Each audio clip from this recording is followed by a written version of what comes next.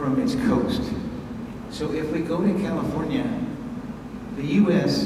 gets to control what happens out to 200 miles. If we go to Chile, if we go to Spain, each country has agreed in this 1982 treaty to have control just out to 200 miles. And we call that economic zone. Economic zone. Each country wants to regulate the fisheries and regulate the commerce and regulate the environment within that area. Now, in this famous case, I'm not suggesting today one side is right or one side is wrong. I'm not suggesting anything like that. I simply want to briefly describe why there is so much we can learn from this case. A very small country, Philippines, is challenging a very large country, China, and the focus is on who will have control over a certain area, the South China Sea. In my opinion, both countries have very, very smart arguments. Both countries have brilliant attorneys. I really have to commend both countries for their brilliance. The Philippines has some very astute lawyers. One of them is a colleague of mine from Switzerland. We taught together in Switzerland 20 years ago, and today she is still one of the experts on the sea. She is helping represent the Philippines. China has equally brilliant attorneys.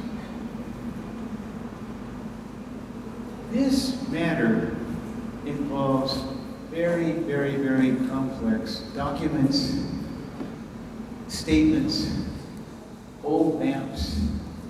It's a very, very, very important matter, but very complex.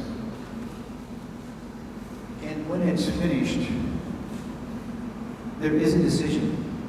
But the important point today for me, it's not the decision. We'll come to that in a minute. The important point is an international tribunal was available to the countries, an international tribunal, to consider this matter. And even though one country decided not to participate, China, that country had very, very significant arguments about why they were not going to participate. China raised an important question about jurisdiction. Does this court even have authority over this matter? The Philippines raised equally important issues. So, in our discussion of South China Sea today, we are not saying one country is right or wrong. We're saying there is an international tribunal. It made a decision. The decision actually is favorable to the Philippines, but I believe the most important part of what's happened is not the decision itself. Since this is an area that I've worked in for over 35 years, in my opinion, the important part of the decision is both sides now have every reason to sit down and negotiate. Both sides know each other's arguments. Both sides know each other's positions. Both sides have researched this matter in detail.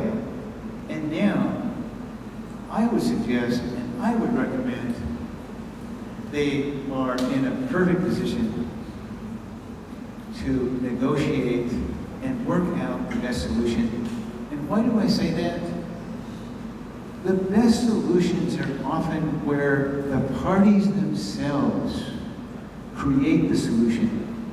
We don't always need an international court, although it's good to have an international court. But in this particular case, I see both countries coming together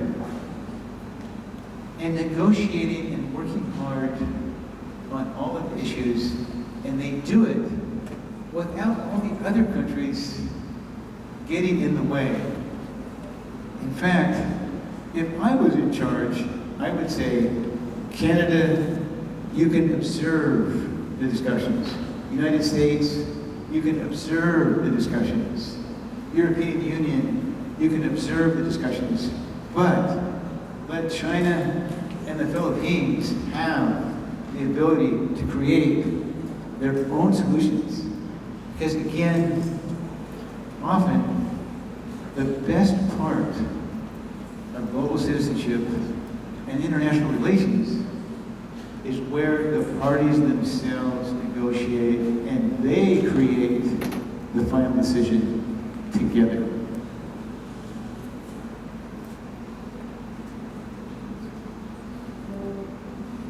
We are going to take a different case now. We are going to look at Japan. And over the years, students have always liked studying this area because it can explain so much about citizenship and the environment. For many hundreds of years, different countries were killing whales. Russia, England, the United States, and New Zealand were killing thousands and thousands and thousands of whales. And finally, in 1946, the countries agreed we really should have a new approach to whales, and they created a structure, a program for allowing whales to survive in new ways instead of just killing them. The 1946 agreement is dedicated to letting whales only be killed in certain kinds of limited numbers, no more big slaughter. By the 1960s, 1970s, several countries are saying something new. New Zealand, Australia, United States. These countries are saying, do we even need to kill any whales? And in 1982, the countries agreed to prohibit killing all whales for commercial purposes while the countries study scientifically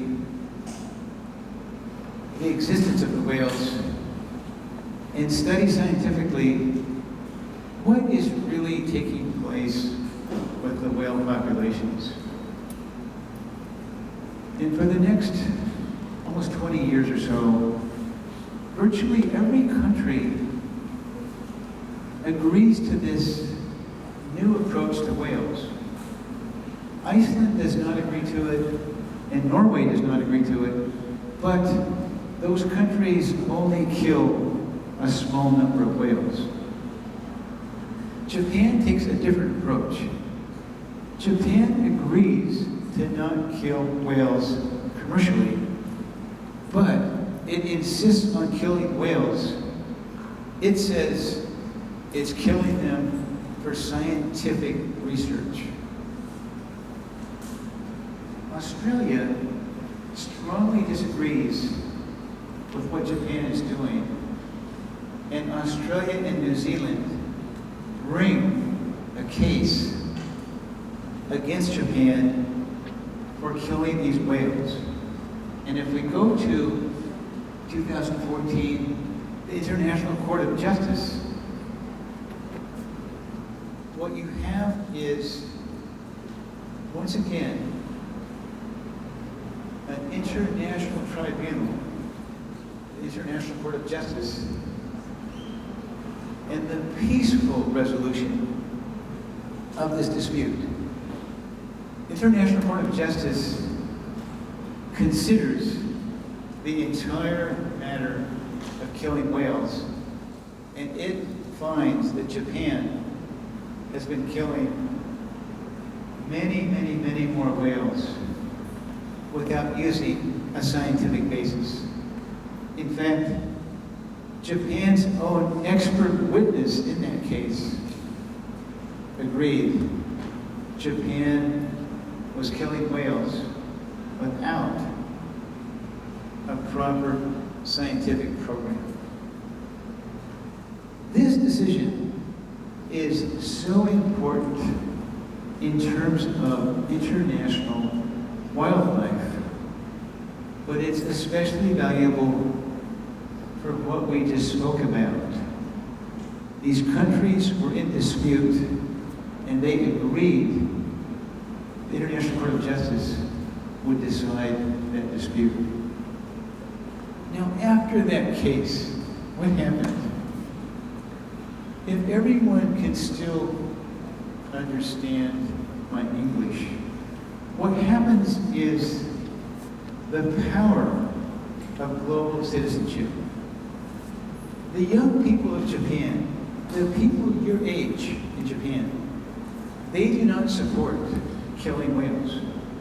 And they tell the government of Japan, look, this whole practice of killing whales, we do not support it.